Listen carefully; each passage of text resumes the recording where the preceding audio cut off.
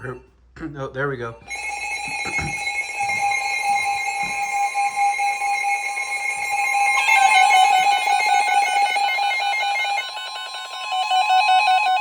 The National Weather Service in Chicago has issued a severe thunderstorm warning for northern Lake County in northwestern Indiana until 5:15 p.m.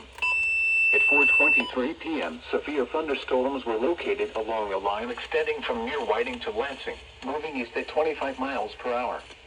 Hazard, 60 miles per hour wind gusts. Source, radar indicated. Impact, expect damage to roofs, siding, and trees.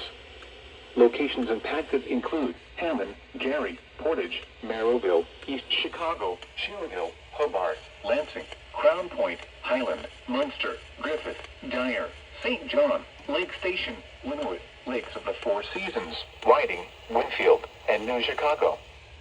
For your protection, move to an interior room on the lowest floor of a building.